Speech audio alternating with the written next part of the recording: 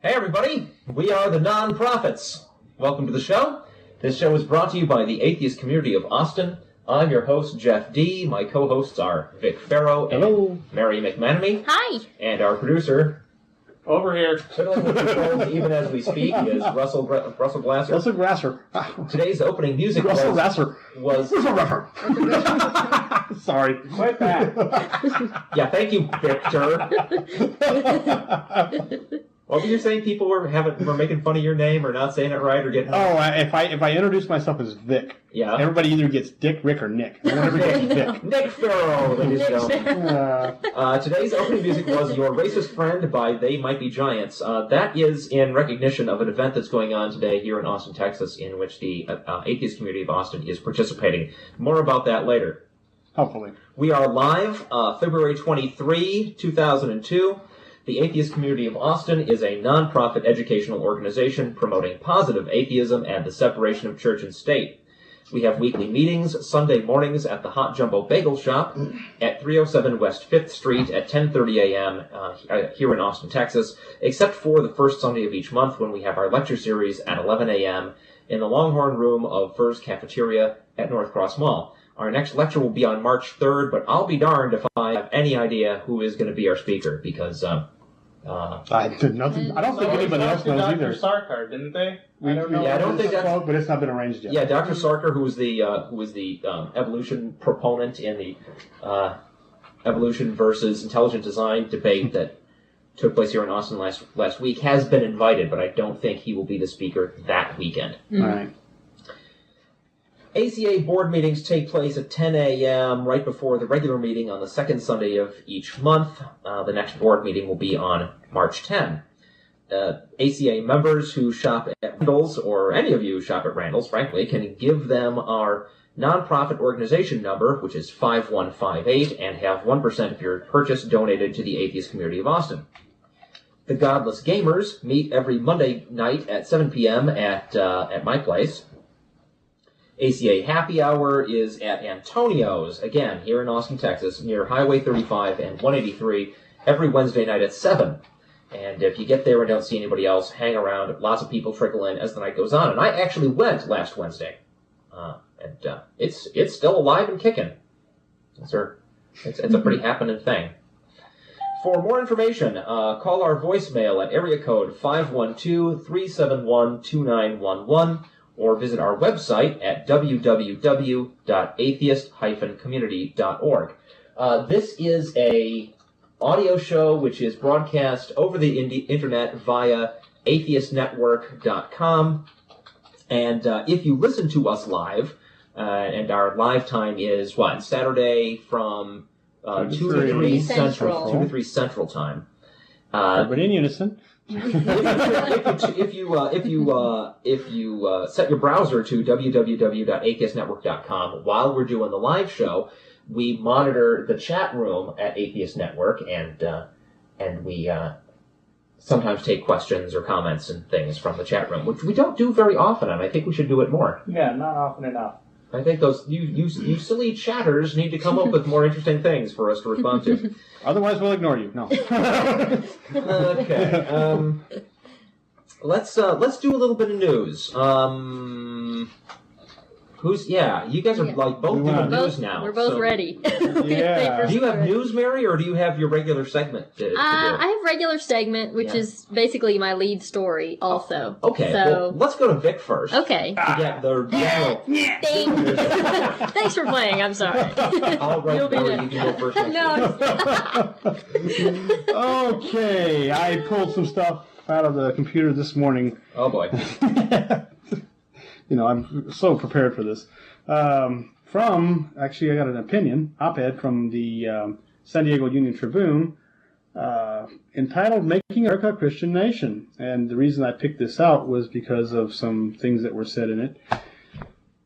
The article goes, since September 11th, a surge of patriotism has increasingly been intertwined with a reinvigorated religious faith.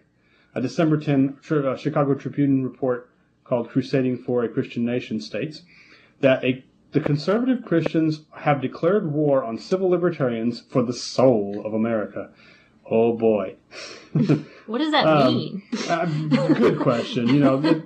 Basically it means that religion, particularly the Christian religion that we're faced with in America, has taken advantage of horrible situations for self-promotion. And whatever this mysterious soul thing is Right. that individual human beings are supposed to have, they're saying that our nation as a whole has one of them also. Apparently so. And speaking of the soul of the nation. Well, Speaking of what? Speaking of self-promotion, I want to get back to that, but go ahead. Does that mean that like therapeutic touch practitioners can like wave their hands over the Grand Canyon or the Statue of Liberty and like heal the feel nation its that soul? way? Well, you know what? We get a bunch of them together. We can test it. It's life force, huh? Won't be long before one of them tries it for sure. I can feel it. Remember That's the not tree? a suggestion to any new age wackos on our show. Keep your damn therapeutic touch off our nation. But you remember the tree, the treaty oak that was poisoned a few years back? Yeah. And there was these bunch of mystics or whatever they're called out there feeling the life force of the tree falling away from the tree. Mystic that killed the thing in the first place poisoned it as part of his stupid ass ritual to make some girl fall in love with him. Okay. Cullen. This is a big tree here in Austin that it was 500 years old. It was around when Stephen F. Austin signed the proclamation, I think, that made Austin a town. or something. Historical significance. Historical or at least mythical significance. Right. I'm not sure how accurate that and I don't know either. In fact, it was a 500-year-old tree, and it was a 500, big tree. Yeah. And somebody shot it full of some poison. Yeah, some dickweed who thought that he was doing some occult ritual poisoned the tree. In the same sense that, crazy people will take pot shots at presidents or rock stars because of their insane beliefs. Right. And killed the damn thing. And, what do we get in response? We get a bunch of other new age wackos coming out of the woodwork waving their hands over it like that's going to heal the tree. And it died. And when it died, though, their excuse was, well, there was nothing we could do. We felt the life force move away from the tree. I mean, what? Get a grip. I want the new age idiots to move away from the tree. The tree would be better off. I don't know how we're getting onto this. Well, it's my fault. We're getting on the sidetrack. But Amanda and I went to sidetrack sound effect. Amanda and I went to a bonsai shop the other day to get her a little bonsai tree. Yeah. And the guy there had cuttings from the treaty oak that he was growing in little separate pots as bonsai trees. He was bonsaiing Oh, them. that's sweet. Well, hey. So the bits of it is still alive. Okay. Right, back to your news. Back to the story goes on to quote about a 1980 Supreme Court ruling that placing the Ten Commandments in public school classrooms violates the First Amendment prohibition of government-established religion, which clearly it does. However, the First Amendment also protects the free exercise of religion. The apparent conflict between the two clauses of the First Amendment has been embedded in the American history from pre-revolutionary times. But there is a deeper division in the nation, as the Chicago Tribune story makes clear. Apparent conflict in whose mind? For many devout Christians, the Ten Commandments movement is not just about saving souls or the First Amendment. It is about reasserting Christianity as Americans' dominant religion, a message being preached by the nation's most prominent evangelists. But the battle is joined even more. The battle is joined on an even more fundamental level, as exemplified by Alabama Supreme Court Judge Justice Roy Moore, who is the target of 2 federal lawsuits for having installed a 4-foot monument of the embattled Ten Commandments on the rotunda of the state judicial building in Montgomery. Chief Justice Moore wrote, "This is not a nation established on the principles of Buddha or Hinduism. Our faith is not Islam. What we follow is not the Quran, but the Bible. This is a Christian nation." No. Hello, Moore. You apparently didn't study very well in your history class. All right. Or never read the Constitution. Hang on. Well, the story goes on. First Amendment. I got a founding father quote for that. Go ahead. Yeah. Excellent. The one. Go ahead. Go ahead. This particular reporter is now, whose name is Nat Hentoff. Remembering an afternoon at a Pat Robertson's Regents University in Virginia, he was on a panel, and in the room there was much celebratory talk about this being a Christian nation. After all, in 1993, Pat Robertson had called the separation of church and state a lie of the left. but there's no such thing in the Constitution. As the reporter reminded the audience, that Article 6 of that very Constitution states unequivocally that, quote, no religious test shall be ever be required as a qualification to an office or public trust under the United States. And to assume that Alabama Chief Justice Roy Moore has read the Constitution and knows that, in addition to the clause in Article 6, there is no mention of God in the Constitution. Nope. None whatsoever. Oh, wait, Doesn't talk about it. there's one more. In the which date. is the date at the end. Yeah, there's the date, the year of our Lord. Right.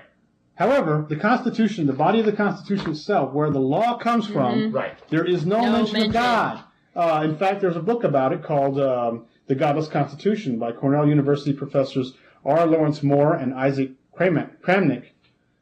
Go ahead. Can I read my Thomas Jefferson quote? Thomas Jefferson. Thomas Jefferson, this is in a letter to Major John Cartwright disputing the claim that the Bible is the basis of America's laws. Quote, the common law existed while the Anglo-Saxons were yet pagans, at a time when they had never heard the name of Christ pronounced, nor knew that such a character had ever existed.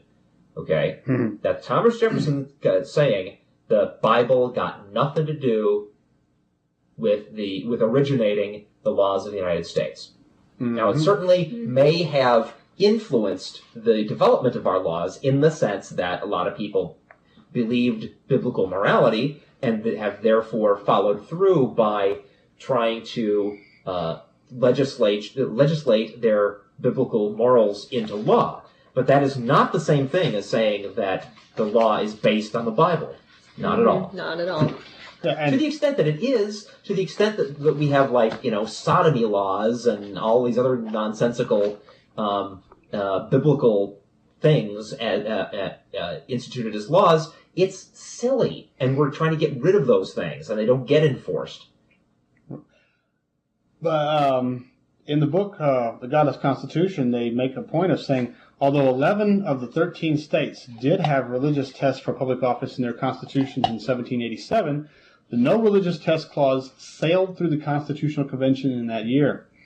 They quote Maryland delegate Luther Martin, who said that this, I thought I was reading it backwards first too, who said that this is assurance that even Americans of no faith can hold public office was adopted by the very great majority of the conventions without debate. Right, and nowadays, if you try to get a government post and you are turned down because of your atheism, and you take them to court, you will win. Yes, because the Constitution is very clear on this point. Exactly, it protects you even if you're an atheist and you declare so, and they could, you would have to prove that was the reason you got turned down. But just out of curiosity, did either of you bring in Ashcroft's comment about the War on Terror?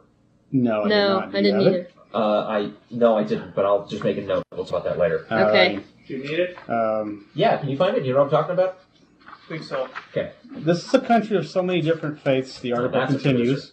The article continues that this is a country of so many different faiths that it is a needlessly divisive, in any case, to proclaim that any one of them is, or could be, the dominant religion. Yeah. We should rejoice in the constitutional fact that each of us is indeed free to exercise our beliefs, or lack thereof. My own words there. But this is a prevalent thought in America, is that we live in a Christian nation and all these other people are just welcome to be here. It's not as prevalent as it seems. We have this really vocal group of people who are well organized and get themselves mentioned a lot. And here's what's disturbing about that. And we were talking about self-promotion a minute ago. I was watching TBN last night, and they're right now promoting Hot and Heavy Megiddo, which is the new film out on video about the apocalypse. And they said that they have 1 million copies of that, and they're going to be selling it at Walmart, at Kmart, all these major, retail outlets and discount outlets. Sure. And what was really disturbing to me, as if that wasn't enough, was the way they were presenting this promotion for this video. When I turned on the channel, I thought I was watching a news show because it showed like reporter on the street interviewing this guy. And I really thought for a second, except no, I don't have cable, I thought for a second I was watching CNN. And it was, it's just indicative of the fact that there is this small minority of people who is promoting their own cause and their own religion, and the thing that's the most disturbing about it is the way they're doing it is legitimizing the message by making it seem like it's news, when in fact it's propaganda. Yes, well, the Blair Witch Project was promoted in the same fashion, and I had an argument over the internet with somebody who thought that the Blair Witch was a real thing. Right. I mean, that is the problem, right? We've talked about this whole entertainment versus belief thing before, right? I'm not sure that... I'm very torn, because the idea of pretending that your entertainment is reality has a honorable history going back all the way at least to the War of the Worlds radio broadcast, right? That's incredible art to get away with something like that. And so I don't, on the one hand, want to speak against the practice of pretending that your fiction that you're promoting is real. I don't want to speak against that entirely, because that's kind of cool. But when people actually do believe it, then there's a problem. And I don't know who's responsible then. I mean... You're panicking in the streets because you think aliens are going to take over the world because you heard it on the radio. Right. And people committed suicide when that broadcast came out. Yeah. Because they really thought... Well, there were stories of people committing suicide. I don't know of any actual cases of that. There could have been... I don't know. That's true. I don't have any hard data, but I know that I read that. Yeah, people had killed the themselves. story was that there were people. There were also stories about people shooting their children to keep them from being abducted by the aliens. How true that is, I don't know. And again, I'm not suggesting censorship, in any stretch. But again, it wouldn't hurt to identify your show that you're promoting as a little blurb on the bottom of the screen says this is a dramatization. Right. Yeah, and I'm pretty much in favor of that. I mean, we have the same laws that require folks like Miss Cleo to have a little message along the bottom that says for entertainment purposes only. Right. If Christianity just became another, licensed property with a bunch of merchandising attached to it, like Pokemons or Magic cards or something, right? Pokemon for Jesus. And had a little, and they did their thing, but they had a little message on the bottom, dramatization or for entertainment purposes only. I'd suddenly not have much of a problem with it. Yeah. It's this blurring of the distinction between fantasy and reality that is the core of the problem. Right. But, well, onward, since I brought up Justice Moore, which is actually not using the two words in this. It's an oxymoron. It's an oxymoron, yeah. Justice less. Justice, right. In Montgomery, Alabama, from the AP, in awarding custody of 3 teenagers to their father over their gay mother, the Chief Justice of the Alabama Supreme Court on Friday wrote that homosexuality is, quote, an inherent evil, end quote, and should not be tolerated. The 9-judge panel ruled unanimously in favor of Birmingham man and against his ex-wife, who now lives with her gay partner in Southern California. The parents were not named to protect the identity of the children, who are 15, 17, and 18. Chief Justice Roy Moore wrote that the mother's relationship made her an unfit parent and that homosexuality is abhorrent, immoral, detestable, and a crime against nature. Did I say religion and racism? I should have said religion and... stupidity? Religion and prejudice. Yeah. Should be our topic. Can you change the topic? I know we're a little ways into the show. Oh, no. I see a theme developing. Violated the laws. Other forms of religious prejudice in a minute here. Actually, infidel person is not in the chat room anymore. Oh, and he's the guy that sets it?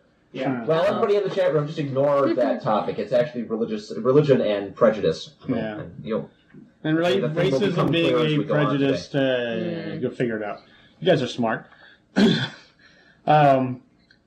Moore also quoted scripture, historical documents, and previous state court rulings that he said backed up his view. But I want to know how he comes across with this view that homosexuality is a violation of the laws of nature. You're a justice of the American law, not nature.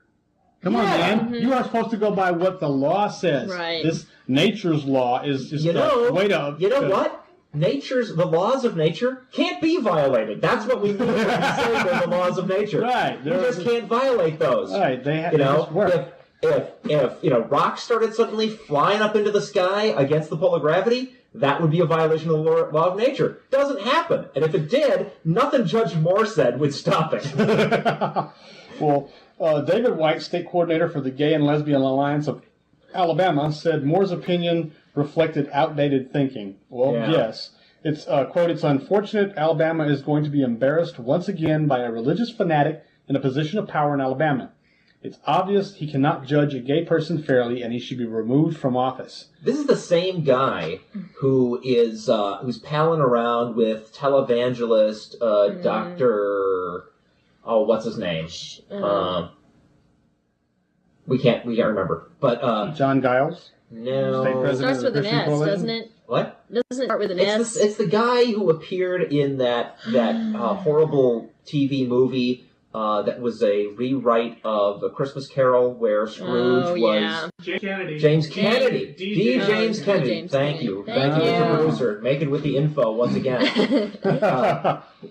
D. James Kennedy has had his group has this like cruise ship trip that that this judge came along on. He's palling around with these guys.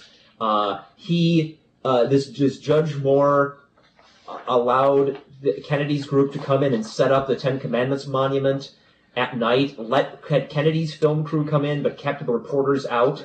And now Kennedy's group is selling the videotapes of their of when they set up this monument and making money on it. And using that money to help protect Judge Moore from the lawsuits against him. Is that correct? I think that's what we read last week. Anyway, but he's got a very, very questionable relationship with this televangelist. Business relationship. Do you know what else Judge Moore does? Oh, no. Molest small boys? No, yeah, I don't know about that, but Worse. He writes poetry. If you can call this crap poetry, I guess that's what he does. And I won't burn anybody. I think that I shall never see a judge more heinous, so more bigoted than me.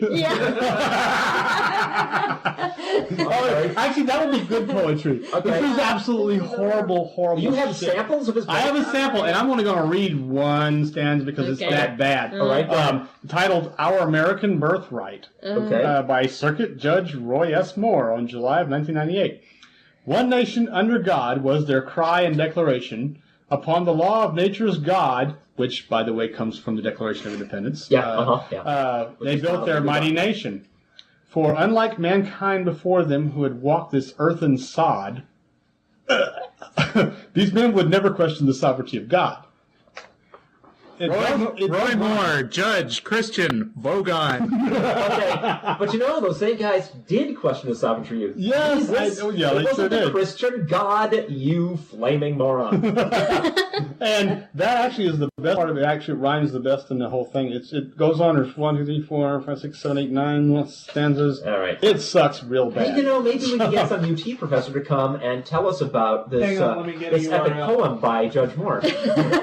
Maybe get somebody to comment on the meaning. Probably could. We could probably find somebody. The meter of the the rhyme and so on. The iambic pentameter. Right. Well, that's very interesting. Let's no, it's not really, but I know that you have something about Mormons there. Can you do a thing? Okay. There's a magazine my girlfriend reads called Jane. Has a picture of Gwen Stefani. Your girlfriend reads it. Well, why does it have your address on the little stamp then? It does not. I'm joking. Man. How'd she do that? But she was reading this and she was telling me about I would judge you if you wanted to read this magazine. Well, it does have me. It has Gwen Stefani on the front cover, right? Especially then. Yes. But it's got a lot of lingerie ads too. That's true too. And and perfume. But it has this Nothing article. wrong with that. This article written by Kate McCall. Uh-huh. And she went to visit Mormon land, being that the Olympics are held in Mormon land. Just sort of a Do time you in the mean article. Utah? Or do you mean Salt Lake City? I mean, Or is there a place called Mormon Land and I'm just not familiar with it? that's a new theme park they're coming up with. Oh, no. And she went and spent time with the Mormons. She even dressed like them. If you couldn't see this picture on the radio, but there's this dress down where it's my grandmother had better dresses than this. Okay, yeah. This is just horribly ugly. Long sleeves, flowers. Yeah. Well, the thing is, when they go shopping, the article goes on to say that if the dress comes any higher than their elbow or their ankle, they just pass that stuff on by because you can't wear that. But polygamy is still very strong in Mormon land. Right. And not that I personally have anything against polygamy. I couldn't care less. If you got these women who are willing to be married to one man, that's their business. Right. The key word here is willing. Willing, right? Yes. Anything consenting adults want to do together, fine by me. Right. In fact, frankly, However, I will go on the record saying that I think monogamy is just as much a horrible religious imposition as any other set of rules about how people are supposed to be able to hang out together, right? I think that's ridiculous. Anything people can make work out, if they're all agreeable, fine by me. Why should we have any rules against that? The only problem I have with that is that I think a lot of polygamy also encourages children to marry very young. And there's nothing about the simple idea of having multiple partners in a committed relationship. Right. No, that's that not what I'm automatically saying. involves children, right? No, Well, I'm not, no. and of course I'm saying consenting adults here. Right. And Right. so that is a separate issue. And this is not what we have here. People who are not at the age of consent should be entirely left out of this. Yes, and that's exactly what we have here. If there's a connection between those two things in the Mormon religion, Well, I think there may be. I'm not saying directly that there's a connection, but I think sociologically there may be, just because I think so. Because children witness their parents, married to all these different people. They have a lot of siblings. Marriage is basically encouraged. And so, I mean, again, I'm not going on any scientific studies or anything. Even that I have a problem with. I mean, the whole idea that marriage is encouraged in our society in general, right? Mm-hmm. And I think that's great for the people. Like my wife and I are married, right? Perfectly happy with doing it. But it galls us that we live in a culture where that was somehow expected of us. It wasn't just us being together, being really good pals and companions and partners, saying, let's officially make this a thing, right? Let's make this a committed thing. That should have been entirely up to us, and there shouldn't be any hint of pressure from our culture that we were expected to sign some paperwork in order to be allowed to be partners. It's ridiculous. Yeah, but apparently what goes on within with this Mormon communities is that these girls are pressured into marrying very young. And that's not right. Very young. There are things that go on. Pressured is a problem, and young is a problem. Yeah, there's things going on here, and now that we have a 12-year-old in the room, I'm not going to go into everything. But, okay. This one father sat down with his daughter when she was 10 to explain how the plural marriage worked. Uh-huh. And the article says she remembers taking the piece of cardboard that he was writing on and throwing it across the room. 2 years later, when she was 12, she said that the father married a 14-year-old girl as another one of his wives. Mm-hmm. So, that's not consenting adult. No, it's not. The 14-year-old is not going to make that kind of decision. That's a problem. That is a problem. There's a part I can't read right now, but what was it? The Mormon, according to the Book of Mormon, unmarried women are the grunts of the afterlife. When a married woman marries and the union is sanctioned by the church, she is sealed to her husband in a ceremony in which she is given a secret name that only the two of them know. So apparently in the afterlife he can call her by her She's given a secret name. He is not given a secret name. I don't know that it says that she is given a secret name. I don't know that there's some serious twisted stuff on horrible. Now, how is that any different than what David Koresh was doing? Not a damn bit of difference. Not a damn bit of difference. No. Wednesday nights are for... No, but religion is, as we have seen, largely used as an excuse for people to go ahead and do horrible things that they needed justification for. Yeah. When Wednesday nights are... When we're having happy hour, the Mormon priesthood's having meetings to interpret, because only the men can interpret Scripture. The girls go to girls' class. and they actually called it here girls' class, which is an evening lesson for unmarried women. The topic of the night that this article was written was the apocalypse. September 11th was a sad day for the world, but a happy day for us, because it's the Lord's way of telling us that the Antichrist is coming and the end is near. That's a happy day. Yeah, it's a happy I have day. something to say about that. A rapture report today, but you know what? The end's not near. In fact, the end is getting put off farther and farther and farther as time goes by. In the sense that even our own personal ends, given advances in medical technology, right, and given the increase in life expectancy just over the last 50 years, there is a good chance that people listening to this show right now are going to live to be at least 100, well over, and be functional and rational and stuff, and still have all their faculties all that time.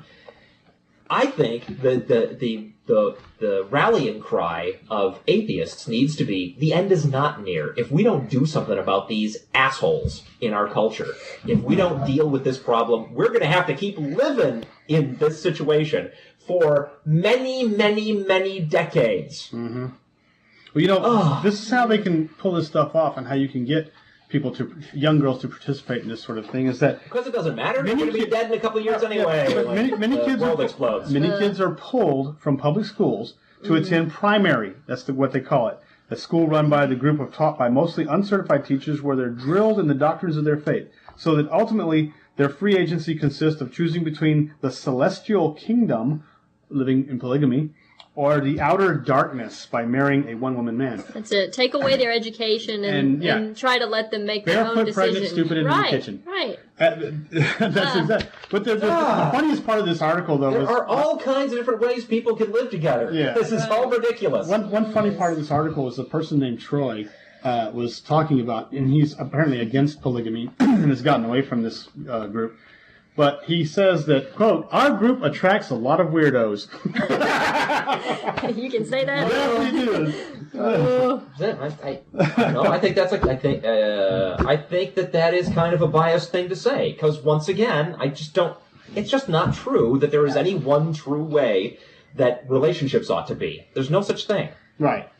There are some things that should not be allowed. There are churches. Nobody who is not of the age of consent ought to be. There are churches that exist today who would condemn my relationship. I have an interracial relationship, and they would look upon me as having committed some kind of the same as Judge I Roy. do too, man. The same as Judge Roy. Okay, same as Judge Roy would look upon homosexual relationships. There are other religions in this country that would look upon my relationship with the same light. Have we talked I about... bet that judge would. I bet he would. I bet Judge Roy would think that was just another crime against nature. Yeah. What is that college? Bob Jones University. Have we talked about Bob Jones University on this show before? I don't think so. Do you remember when the whole... Can we not? Well, there's something that we have to know. Remember when the big flap came out about candidate Bush speaking at Bob Jones University, and then it became clear they don't allow interracial dating and stuff? Mm-hmm. I went to the Bob Jones University website, and I read what they actually have to say. You know why they don't allow, or they didn't allow interracial dating? They do now. They changed the rules. Oh. Right. You know why they didn't allow it? No. Why? Well, okay, maybe that's the true reason. Yeah. The reason stated on their website is this, and hold on to your brains because they're about to want to explode. The reason why they didn't want to allow interracial dating, according to their webpage, is that the apocalypse is predicted in the Bible, that peace and harmony among the races is one of the signs of the apocalypse, and that by not allowing the races to coexist peacefully and harmoniously and as, partners, that was helping to stave off the end of the world. That was their justification. But I thought they said end of the world was a good thing. That's the Mormons, yeah. Well, no, fundamentalists say too. Yeah. But, if religion isn't about speak, what is it about? Oh, yeah. God, it's just crazy. Isn't it? It's just crazy. That's horrible. That is the most horrible thing I've ever heard. Well, to change the subject completely for a second here. I remember a couple episodes we said hello to somebody on the phone right at the end of the show, and that little somebody is right here today. Yay! This is Samantha, Jenny's Russell's wife, Jenny's daughter, and she just turned 12 last Thursday, right? Yay! But happy birthday!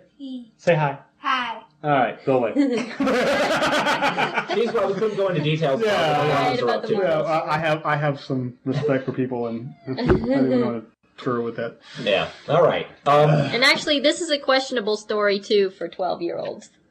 So What? I'm going to leave it up to Russell. Do you want me to It's remove the- her? Well, we it's think- up to you. It's well, the she can hear Andrea it in the Yates next room, story. but- So I don't. Oh yeah. Oh, yeah. I think. Yeah, I think so. Yeah. I think we're gonna have to ask you to depart. Yeah. We're going to talk about things that people are doing that are too horrible for you to listen to. You okay? Yeah. You okay? As she falls down and cracks the furniture. Riding on a big Bye. bouncy ball thing. Right.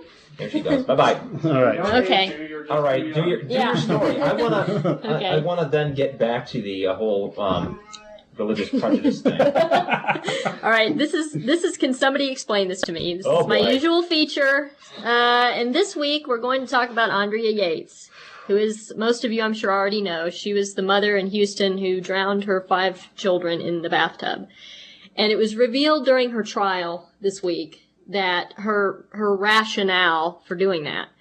And the court appointed, the psychiatrist who interviewed her in prison, I'm not sure if she was court appointed or not, but I would assume she was, said, quote, she believed that the children would be tormented and perish in the fires of hell unless they were killed. Dr. Melissa Ferguson testified, saying Yates was, quote, one of the sickest patients I've ever seen. The testimony came as Yates's lawyers began making their case to jurors that she is innocent of capital murder by reason of insanity. And I believe this is true. And again, I'll go into more editorial in a second, but Yates, 37, faces the death penalty if convicted. Ferguson, that's the doctor, recounting notes she made at the Harris County Jail on June 21st, a day after the children were killed, said that Yates screamed to her, I was so stupid. Couldn't I have just killed one to fulfill the prophecy? Yates asked. Couldn't I have offered Mary? And Mary was her 6-month-old baby girl. And so, she also goes on to say that during the exam, Yates moaned, cried, and pulled at her hair. When Yates stopped screaming, she asked for a razor to shave her head. As she made the request, Yates pointed to where she continually picked at her scalp. She told me she wanted a razor to see if the marks are still there, Ferguson said. She referred to them as the marks of the beast and 666. Yates talked about President George W. Bush, saying she could not destroy Satan and that Governor Bush would have to destroy Satan. Yates also believed her death would result in a prophecy's fulfillment, the psychiatrist said. So basically the diagnosis apparently that Andrea Yates has is postpartum depression, or had at one point. But even when she was in prison, she was on antipsychotics and she was still having these hallucinations and mental disturbances. Uh-huh. And here's where I'm going to start editorializing. The state of Texas has the legal death penalty. Here we execute people by lethal injection. And I have to say that, in Andrea Yates' case, as horrendous and as horrific as her crimes were, I don't believe someone who feels that she had demons around her and that she was fulfilling a prophecy, I don't believe she ought to receive the death penalty. One, I don't believe in the death penalty because it doesn't deter crime. That's the main reason. But in her case, she's mentally ill. And to execute someone who is mentally ill is saying essentially that it's okay to kill people for their own, mental illnesses and mental disturbances. And I cannot condone that kind of rationale. Against executing the mentally disabled? In some states, I believe there is, and I actually have another. There's not a federal law? I don't know. Actually, the legal test for whether executing the mentally retarded violates the 8th Amendment ban on cruel and unusual punishment is nothing more. Okay, let's see. This is another article related to a Supreme Court case that was recently heard regarding the execution of the mentally retarded. Right. And actually, okay, here we go. Since the case of Penry versus Linnaw was decided in 1989, 16 states have passed legislation outlawing capital punishment for the mentally retarded. Add to that the 2 states who outlawed it before Penry, and you now have 18 states. Texas is not one of them that outlaw executing the mentally retarded. If there's anything about Texas you could say about Texas is it's not progressive. No. And, obviously there's a difference between someone who's mentally retarded and somebody who is mentally ill. Okay, but only by degrees. Now, I got some big questions about this, though, right? Mm-hmm. These beliefs that she is expressing, at least the ones that you've stated, are all very standard fundamentalist Christian fare. They are. I mean, that they're demons, that the end of the world is coming, that there are prophecies that get fulfilled, all this stuff. How come we're calling her insane and not calling the rest of the fundamentalists insane? Well, there's more to the story here that I haven't read yet, and I probably ought to go ahead. Insane. I probably ought to go ahead and do that. And it's really tough because especially when you tell me they put her on the antidepressants and there are still these core beliefs that she keeps spouting. That means this is stuff, as far as I can tell, from what little I know about the story, it sounds to me like that means this is stuff she actually believes. Now, why does she actually believe it? Because she's insane or because she's religious? It might be both. Is there a distinction? Well, it might be both. Religion is especially heinous when it comes to mental illness because with people who are not mentally ill, you may be able to participate in the religion, but not actually in your core being believe this stuff and act upon a belief of this stuff. But when you're mentally ill and you're being told by somebody in authority that this is the truth, and you don't have the ability to distinguish between reality and fantasy. And screw authority. I mean, who's the guy in the Bible that sacrifices his daughter? Abraham. No. The other one. Abraham gets let off by the angel, but there's another guy. Oh, I can't think of it. We talked about it on the TV show the other day. Yeah, I remember this. But there was a story of a guy who comes back from his military victory, I think it was, and is so happy he says, God, I'm going to sacrifice to you the first thing I see coming out to me from my house when I return, and happened to be his daughter. And he follows through and he kills the girl, and God's all happy. The end. Right? Well, what makes this lady any different from that guy? She's going, God, gonna offer up my kids to you, gonna kill them all. Does it? What's the difference? Well, the difference is culture.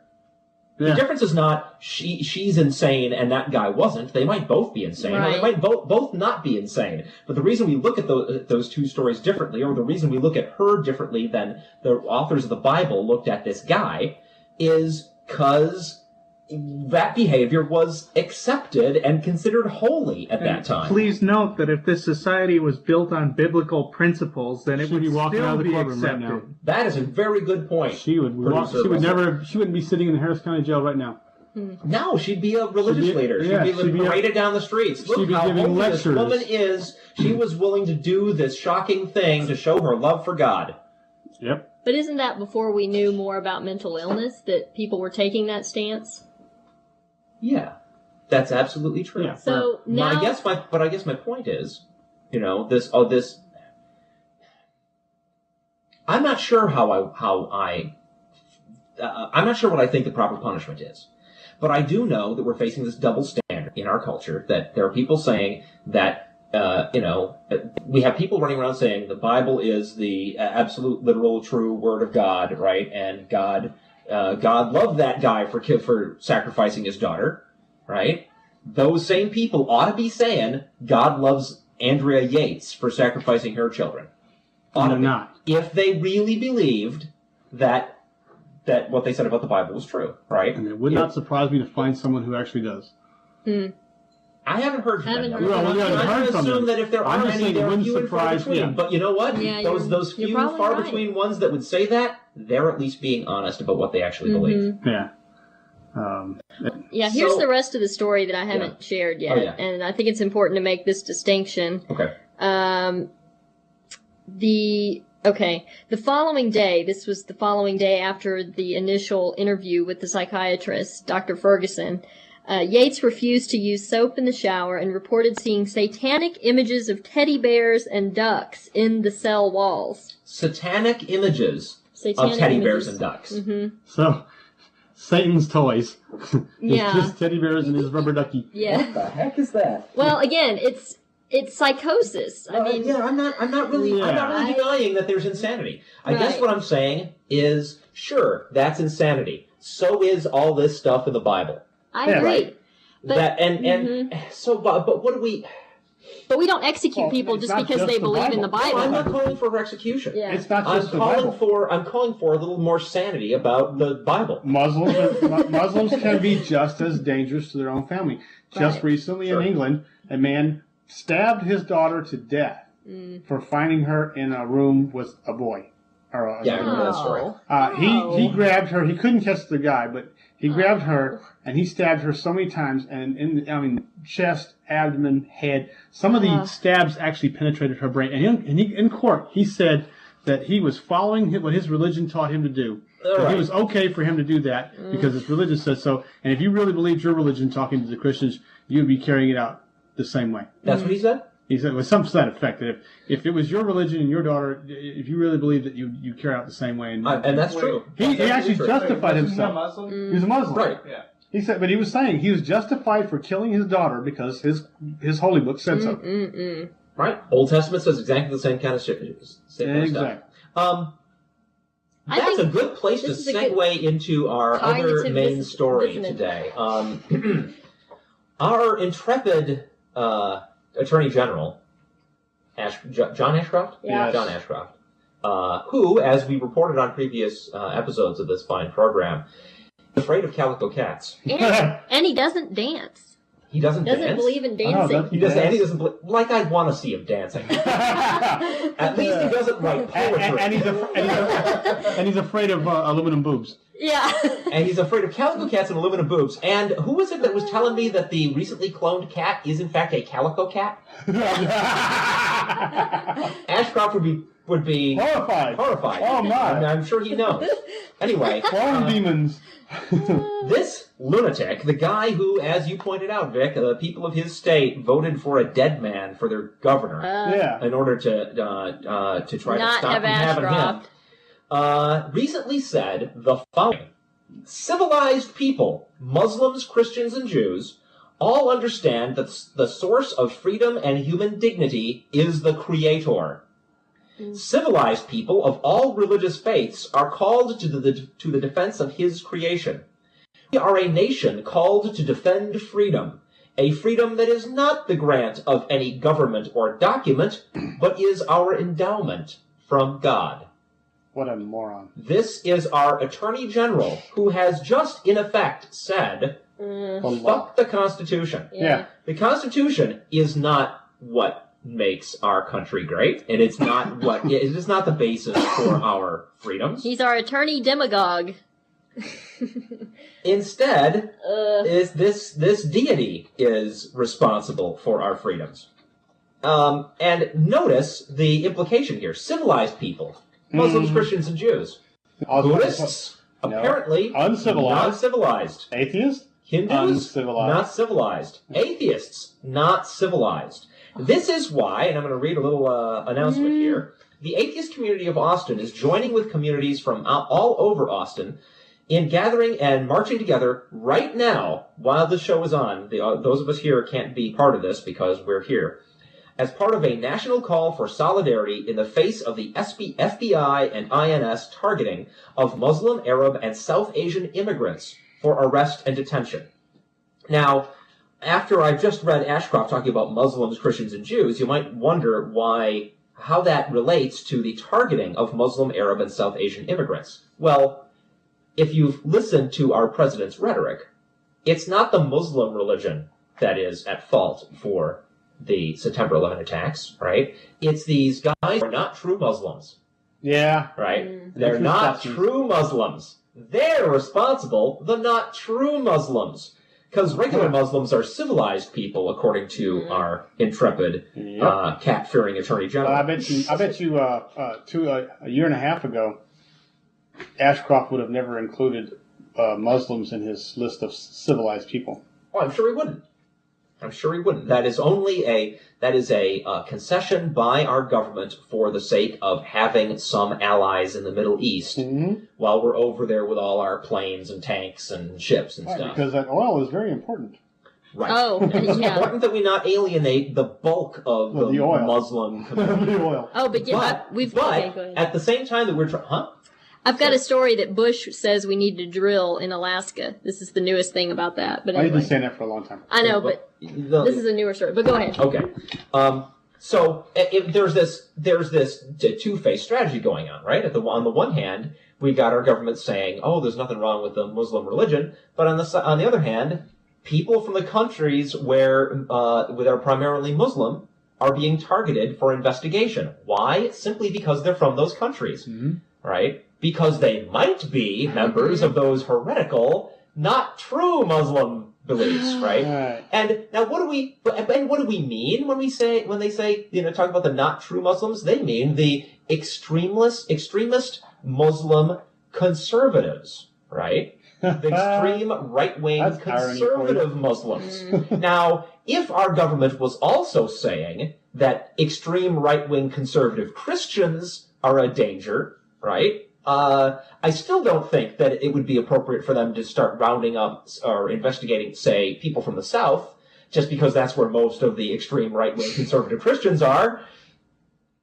It's absolutely horrible. And yes, I had... although it's good to protest this type of thing. You cannot racial profile. This is the wrong way of going about it. No, it is.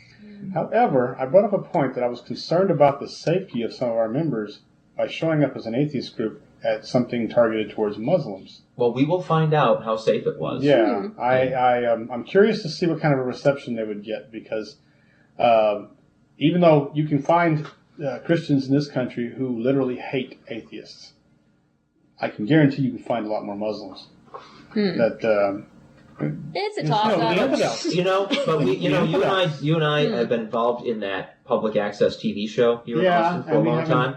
Very rarely get any Muslims complaining. Callers, You get very rare Muslims. Very rarely. Yeah, but you get very few Muslims in general anywhere around Texas. There are Muslims here. In my particular business, I deal with people of that culture on a regular basis.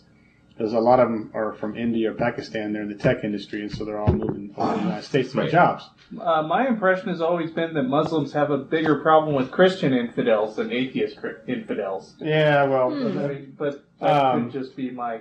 Yeah, and my understanding is that you mentioned people from India. I mean, there are Muslims in India as well. Okay, they're mostly the but split my with understanding is Pakistan. most of the people in the tech industry that are coming from those countries are Hindus. Even those that are Muslims are well-educated, prosperous, and much more liberal than the ones you might find over there. Anyway, I mean, even if that's true, right? Even if there is going to be a more hostile reaction to atheists at a gathering that has a lot of Muslims at it, let's not forget that the Atheist Community of Austin set up on the steps of the University Baptist Church here in Austin to support University Baptist when they decided that they were going to ordain gays.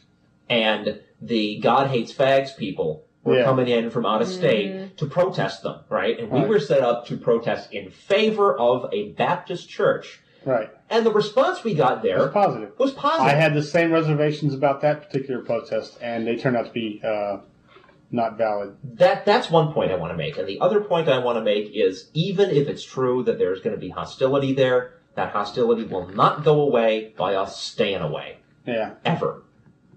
The only way to get that hostility to go away is to go out there and show them that we understand that they're being mistreated and we defend their rights. Yeah. That's the only way to do it. And the base cause here is that when you target one group for a violation of their civil liberties, it's just a matter of time before the next group is, targeted. If one person's civil liberties are in danger, then all of our civil liberties are in danger. Yeah. The ones who are safe are the ones who are in the majority and in power. Absolutely, especially with our intrepid Attorney General, going around saying that, real Muslims and Christians and Jews are civilized and pretty much everybody else isn't. Right. And he just immediately put us all on the same boat. Mm-hmm. Yeah. And he would be glad to round us up and question us because we don't believe in God. I'm sure that wouldn't be too far off his agenda list. Yeah. Yeah. I wouldn't put it past him. I've never heard him say that directly, but... We got a sign from our producer that we're down to 3 minutes. But, is it 2 now? But there has been some discussion of making this a longer show. And I think we have the freedom to do that if we want to. So I'm going to ask the folks in the chat room. You guys want to hang out for another half an hour? There's like two inside. All right, you other Well, two that's the guys. only feedback we're going to get, Mr. Well, Producer. then... We're willing to stay here for another half an hour, and we got more to talk about. If you two guys want to listen to us babble on for a lot longer, please say so. You might as well go on. All right. We're going to go on unless somebody tells us that we have to stop.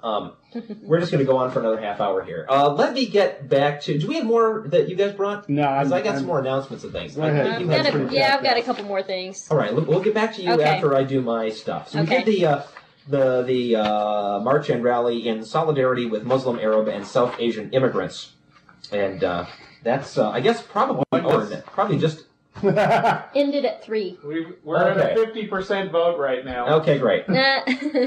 Any instances? Thanks, speaking of Attorney General Ashcroft calling everybody who's not a true Christian, Muslim, or Jew uncivilized. Any instances of slurs, defamation, or discrimination against atheists or other non-believers in the U.S. media can be reported to the National Atheist Ombuds by emailing ombuds@atheism.org. I wonder if anybody wrote this Ashcroft story to him. I don't know. Incidents will be reported to participating national and local non-theist organizations who have agreed to distribute press releases regarding the reported subject matter. A new atheist group is forming in Virginia. This will be probably my... It's unanimous. Almost Yay. my last announcement on this.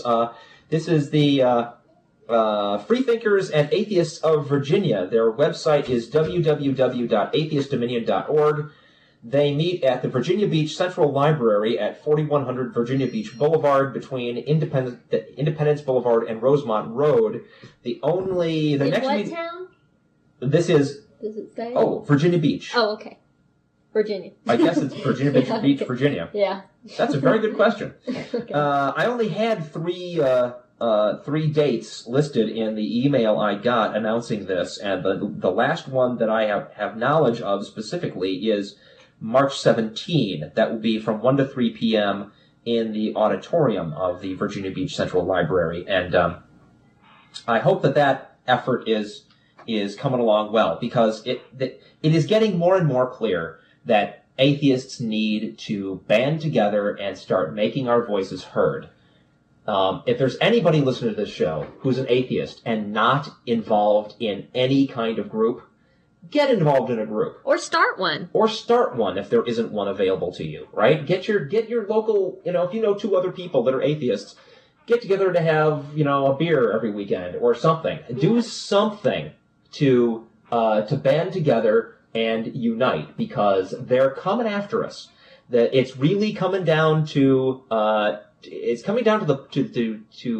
point where it's going to make a big difference what the future of this country is, depending on whether those of us who are being marginalized are willing to band together and stand up for our rights. I think we're ready for an atheist national show. National, international show. I mean, Yeah. I know that that's what we have with this webcast, but Yeah. I'm thinking TV as well. Yeah. I mean, I would love to see an atheist channel. All atheism all you the were not time. here last week. No. but- Everybody, all you atheists, send me your money. I'll start you an atheist channel. I think it was last week. I was talking about the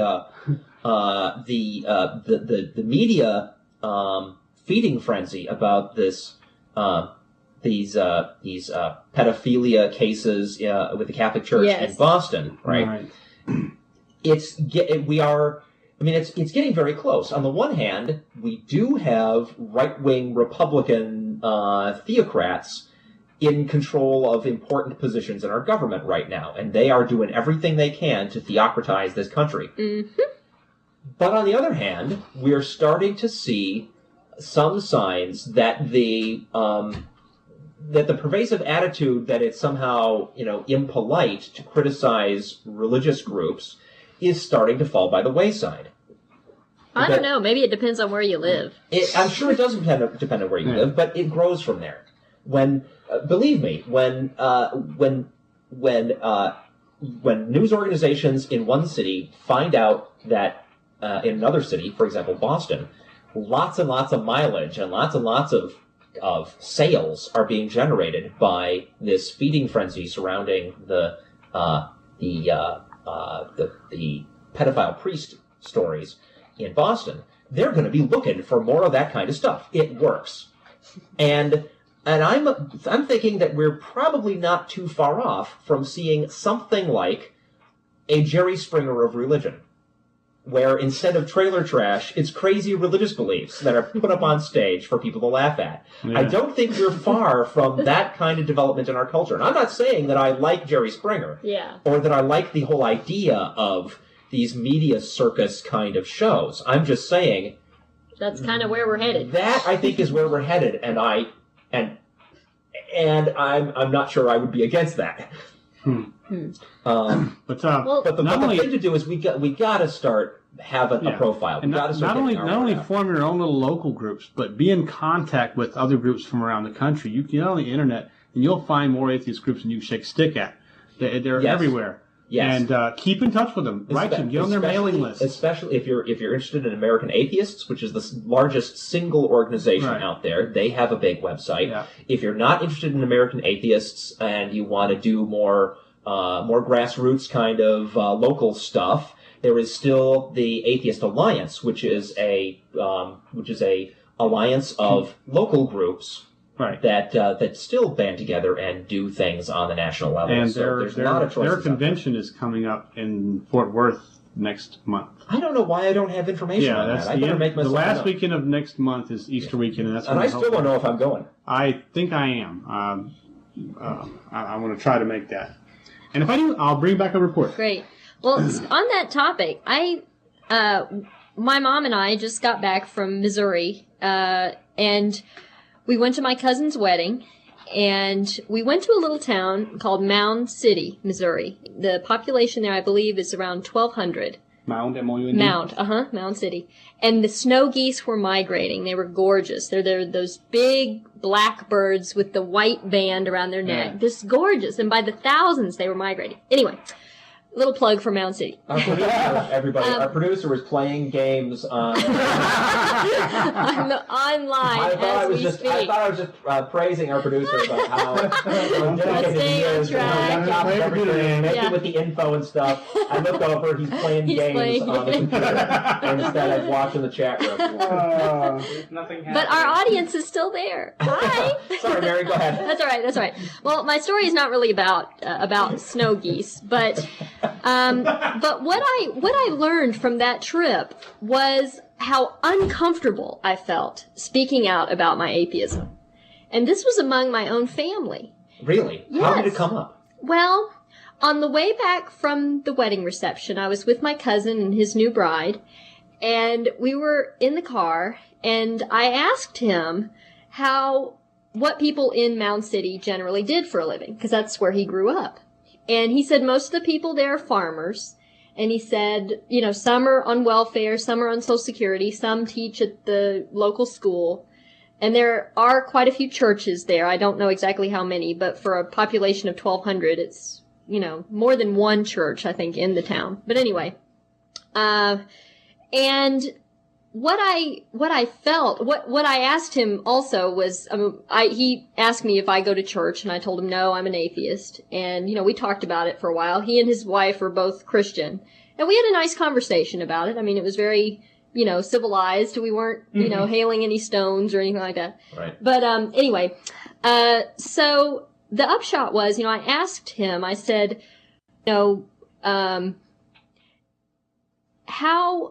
how is it that, I'm trying to think about how it came up, but,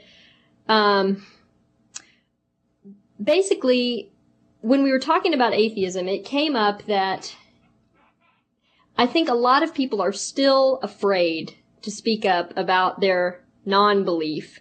Because to do so, especially in a town like Mound City, and this is the way my cousin put it, he said, in a town like Mound City, to come out with an idea that goes against the population as a whole, what you're doing is you're doing more than just coming out with an idea. You're basically threatening the town as a whole. Because it goes, when you're talking about a town of 1,200 people, a lot of those folks have been there their whole life, and they haven't necessarily traveled around a lot. When you're talking about a small group of people like that, to say, I don't believe in God, to them would be like saying, I don't believe in you. I don't believe in your community. I don't believe in what you stand for. I don't believe in anything that has to do with this town. Right. And it's obvious to see why that would be threatening to a lot of people. Have you seen the movie Chocolat? No. Yes, good movie. Oh, good. It's basically that kind of thing. This woman comes into a small town in France, I think it is, and is different and more liberal and has I'm not sure I would call her an atheist. I've heard people say that is. They thought she was. Yeah, there's this undercurrent of a Central American Indian religion thing being carried through because she's putting like peppers in with her chocolate beans and stuff. It's a more Central American kind of thing. So there's a. I'm not sure that we're not looking at just simply a competing religions thing, but certainly she does not agree with the prevalent Christianity of the community, and the movie shows how that reaction works,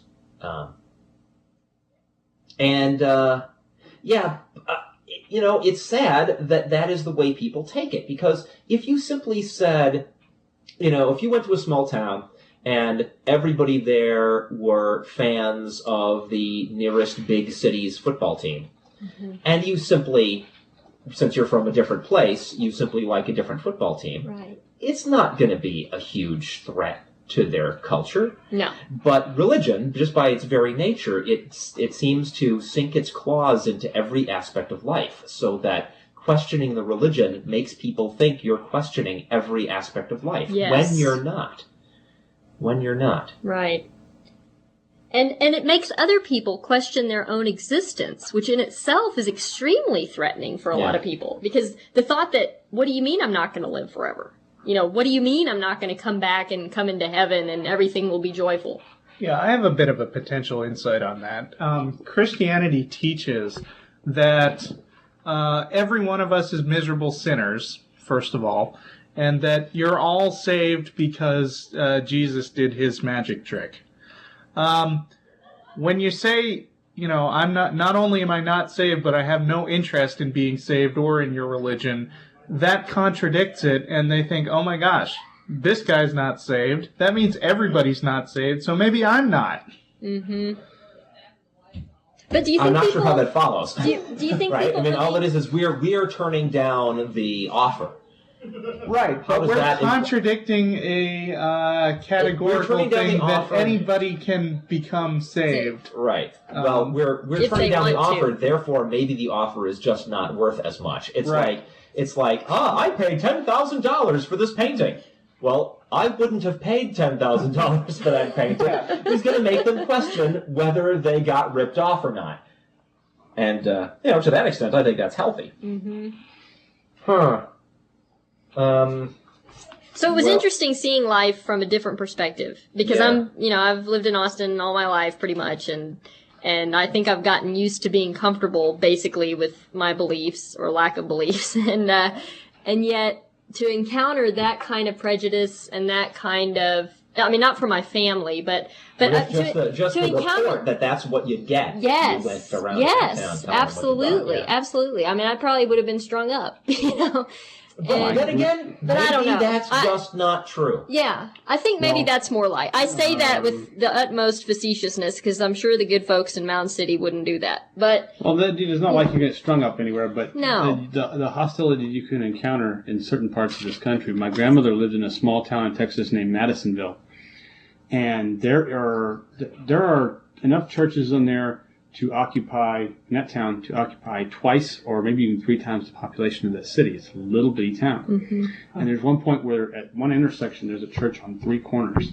of the intersection. Wow. Well, that's not Different, surprising at all. all Christian churches, I would assume? Of course. They're all Christians in various denominations. Baptist, of Christianity. Methodist. Baptist, Okay. Methodist, and Lutherans. Okay. But you know, it's the here's same the story, thing. though. But here's the thing, you know, those religions are going around. Their big selling point is everybody is a bad person.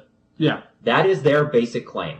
You must Now, atone. do we as atheists agree with that? No. Or do we think humans are basically decent? Yeah. I think it depends on the human. You're Right. not going to find. But I mean, in general. Generally. In general, we have evolved to be cooperative because that's what made us survive. I think that's true. And so I am And very that skeptical. translates to Yeah. we're pretty much basically going to try to do the right thing to get along with our neighbors. And I think that's correct. And so I'm very skeptical about presuming that we're going to get a negative reaction from anywhere. I think that to a large extent, we're buying into their unsupported and ridiculous claim that people are generally bad and hostile and violent.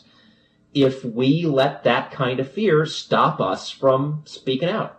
You know, I just don't buy it. No. Most Christians that I've talked to are while they may completely not understand me, right? I've never met one yet that wanted to come to blows about it. Mm-hmm. Never once. Yeah, by themselves. But you get 10 or 15 Christians in a room with the right charismatic leader, and you got a mob who will cause physical harm to people who this person has told them it's an evil thing. Christians by themselves are safe. In mass, they're dangerous. But that's true with any group. Yeah. Well, that's true with Muslims and Jews and Even Hindus. atheists, I wonder sometimes. Just because sure. of human I don't think we should nature. pat ourselves on the back and say Yeah. that if we were the dominant group, that we would always be the most well-behaved people, either toward other. No, because other humans are viewpoints. humans, and if you Yeah, give, and there are right. characteristics of being Mob human, mentality. mob mentality that would work no matter what group or what charismatic leader or what situation you put it in. However, you and I both understand the difficulty of getting atheists to unite about anything. Right. So getting that's right. 2 dozen atheists in a room to become a mob may be harder than you think. Yeah. No, I thought everybody, of course, whatever situation you find yourself, you have to gauge whether it seems safe to you to stand up and be counted as an atheist, right? Sure, I don't want to tell anybody not to, but I would encourage people to take a few more risks. I think I would, because if we don't do that, then we're just letting the pressure of the prevalent Christianity keep us under wraps. And that's going to get worse. Right. It's Because only going to get worse. It's only going to get worse unless we start showing that we cannot be... The September 11th rally cry to religion. Right. I have a news story about that. Yeah. Wait a minute. The September 11th rally cry, though, has given them... invigorated their little cause. I want to do some news stories, and I'll Which start makes with no that sense, one, even because though that why was would my a God last ever one. let that happen? But that's a whole other Religious story. activity falling to pre-attack levels, according to polls. The outpouring of religious activity in America after the September 11 terrorist attacks has subsided, the crisis-driven spark not catching fire, according to polls and researchers. Now, the last time I talked about this, I think I did mention this on the show, it was the Barna Research Group, which is a Christian polling organization that I am sometimes skeptical of because it seems to me a lot of the purpose of that organization is to give preachers issues to rally around in order to generate contributions. But this is the Gallup poll, not a Christian group. In the immediate aftermath, church attendance went up 6 points. That's 6%, which is itself not a big increase. No. Said George Gallup Jr. of the Gallup organization, which conducts opinion polls. A similar rise was found in the number of people who said religion was very important to them. After a few weeks, however, the attendance figure went back to pre-attack levels, he said. Still, quote, I know that this is not the whole story. Bible sales have gone up, and I would speculate that interest in spirituality has too, he added. So while there may be more, it still may be slightly more religiosity, it's not translating into more power for the established churches.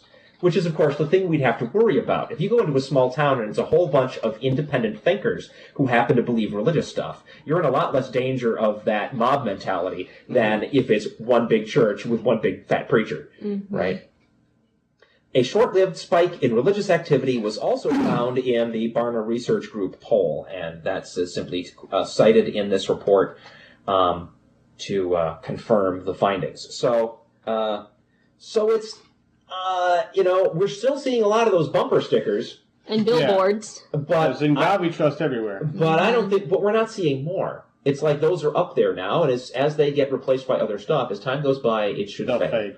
All right, those have staying power, but they have a bumper sticker is a lot more staying power than the commitment to the person driving the car. Very true. More good news. Let's do our good news segment, shall we? France puts Scientology sect on trial. This is go ahead. This is from Thursday. France's bitter 10-year legal battle with the Church of Scientology reached a critical stage on Thursday when a Paris court heard for the first time charges against the organization itself rather than against individual members. The case, which could well decide the movement's future in France, is the first since the adoption there last year of tough anti-cult legislation that allows the dissolution, disbanding of suspected sects found guilty of common offenses. Prosecutors charged the church's inner temple, the Spiritual Association of the Church of Scientology in the Paris region, and its president, Mark Walter, with abuse of civil liberties, misleading publicity, and attempted fraud. Quote, "It is a hugely important case, the first time the church has been accused as a legal entity in its own right, since Oliver Morris, a lawyer for the National Union for the Defense of Families and Individuals, which is demanding that the organization be outlawed.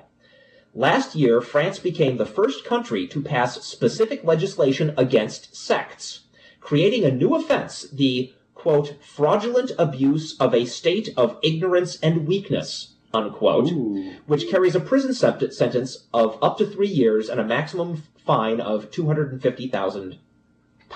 I guess that's pounds. Dollars. It's a weird It's 300,000 euro and $261,000. Okay, great. The Church of Scientology has described this as, quote, an attempt to impose state atheism, unquote. Well, if they're saying that if you fraudulently that theism is the fraudulent abuse of a state of ignorance and weakness, then I absolutely agree with them. I absolutely agree. Okay, so that is wonderful, and I think that one great thing atheists might want to try is the promotion of that kind of legislation here in America. That it should be made illegal to use fraud to take advantage of people who are ignorant or weak. Yes, that would be a good thing, and that would throw more than just religion out the window. There'd be a whole lot of advertisers that would go after you against that one. Wouldn't it? There's lots of corporations who go after people who target people who are ignorant and weak. Sure. Just look at any car commercial. Yeah. That's selling their cars on the basis of the hot chicks you're going to get if you buy the car. If I buy the car, do I get the chick too? Well, this is weird because I have what I thought was the same story, but it's written quite differently. I mean, the facts are there as far as the money and all that.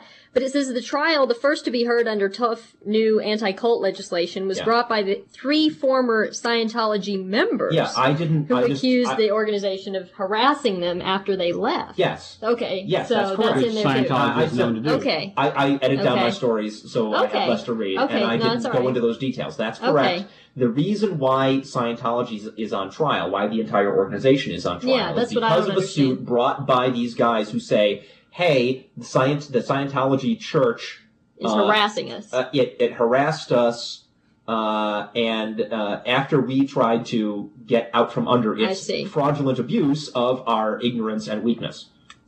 Okay. Let's see. Gloucester, Massachusetts. City Council voted on Tuesday not to endorse school prayer. After weeks of contentious debate, the council resisted the temptation to go along with this popular but misguided idea by a one-vote margin. Still, victory. Three cheers for them.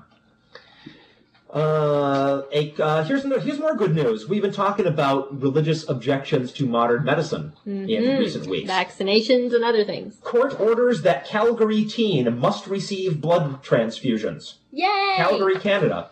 A Calgary teenager has been ordered to receive life-saving blood transfusions despite her religious objections. Isn't that pathetic that somebody would reject that?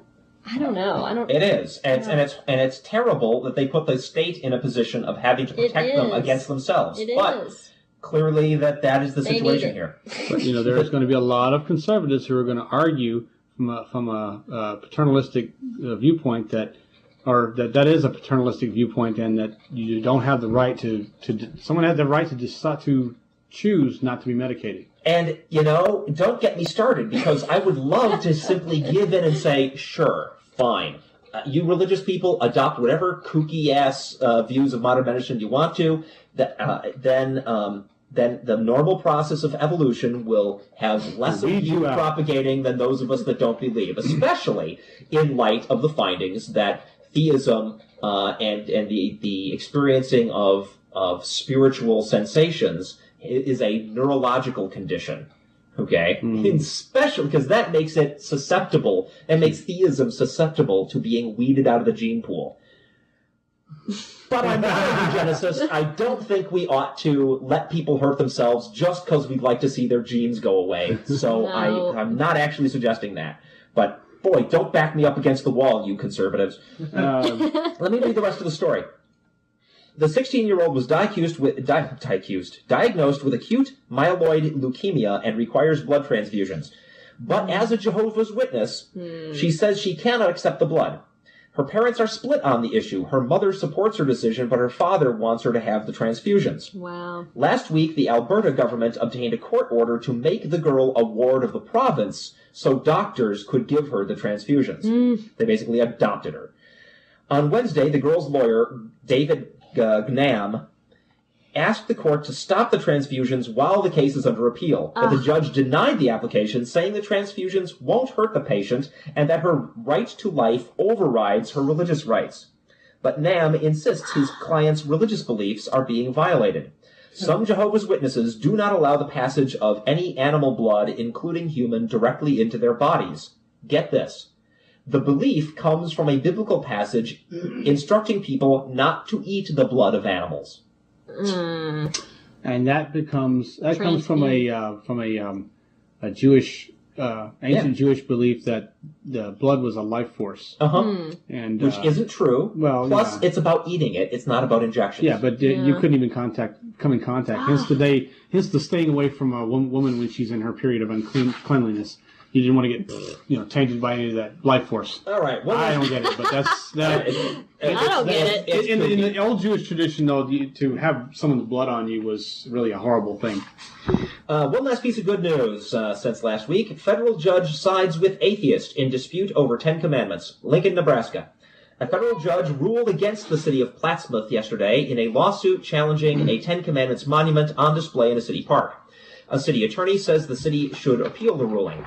The lawsuit was filed by the American Civil Liberty ACLU on behalf of an atheist resident of Plattsmouth. The suit alleged that the monument fails to maintain a proper separation between church and state. The monument lists the 10 Commandments and is also emblazoned with 2 stars of David, symbols of the Jewish faith. U.S. District Judge Richard Koff of Lincoln yesterday rejected the city's argument that the monument, which has been around for 36 years, hasn't hurt anyone and should be protected by the First Amendment's guarantee of religious freedom. Quote, the city has not presented any evidence that negates the overwhelming religious nature of the monument. It conveys a message that Christianity and Judaism are favored religions. That is a quote from the judge. So, awesome. Okay, well, you're getting close to that. How many minutes there, Mr. Producer? Let's call it 5? 4 minutes, but if you want to play music, I would, Well, I would say one last start piece now. of good news is Okay. that even though the particular You still bill, got something? Yeah, I got one more good news. All right, well, go ahead, go though. there's a particular bill that did pass, but is not completely law yet in Virginia, requiring Virginia public schools to post signs reading "In God We Trust." Requiring, Not allowing. yeah, Right. requiring. Right. Not to say that all our politicians are just religious nutcases, not true. Senate Democrat leader Richard L. Slaw was the only senator to speak against the Virginia bill, saying it trivialized the word God. He said the moral decline that Republican supporter and Riris described. The sponsor, Senator Nick Riris, said that the motto offers a much-needed expression of hope in an era of terrorism and weakening moral values. Saslaw said that the moral decline that Riris was describing has occurred largely in the years since Congress made "In God We Trust" the national motto in 1956. It's on the back. He says it's on the back of the money of our currency, not on the front, on the back. And if you think this promotes either some type of good conduct or patriotism, whatever, keep in mind that people will pull a gun out of their pocket and kill to get their hands on this piece of paper. So it does no such thing. There are That's some a people. very, very astute observation. Yeah, I love that. yeah, exactly. The "In God We Trust" is not some magic shield that's going to make But everybody. it'd be even worse if we didn't have. No, that's not true. Look at England. Look at the rest of Europe. Their Yeah. crime rates are much lower. Helps that they don't allow just any old schmo to walk around with a firearm. Yeah. But they also don't have all this religious crap all over everything, and they're doing just fine. Thank you. In fact, they're doing better than us as far as Yep. as far as that goes for a lot of different goes. things, not just religion. That since they also have, like, for instance, the Netherlands has the lowest teen pregnancy rate anywhere. You know why? Why? Because they start teaching sex education in grade school. Ah. Kids know exactly what sex is all about before Good. they're the age of the kids we ever think about telling them the birds and the bees. Uh-huh. And consequently, is this the kids, nation with all the legalized prostitution and stuff? Yeah, they also have Netherlands? legalized prostitution They in the do? Netherlands. In the Netherlands? Okay. Yeah, and I saw a horrible, disgusting documentary on that. That makes it. Yeah. It doesn't seem like anything I want to be a part of, but apparently it. They have it, and it doesn't destroy their civilization. Yeah. Well, anyway, Good for that's one of the other things Europeans are doing are miles ahead of. But then they've been civilized longer than we have. Yeah. All right, Mary. Do your last Okay, thing this just is quick, just if you can. quickly. It's just that a former priest accused of molesting 130 boys in the Yeah. biggest such scandal to rock the nation's Roman Catholic Church was sentenced Thursday to 9 to 10 years in prison for I saw the groping a sentencing. younger in a swimming pool. Yep, I saw Groping the. a youngster. I'm sorry, a little Right. boy. Yep, I saw that the sentencing on CNN Live. It was awesome. Judge completely threw the Yes. book at him and made it Sandra absolutely Hamlin. clear. Yeah, she made it absolutely clear that just being a religious functionary does not give people any right to get away with stuff that's against the law. Good for her. All right. Thanks very much for listening to the show, folks. We will be back next week. Want to remind you again of the reminder list if you want to be reminded so that you can get online and listen live and participate in the chat room.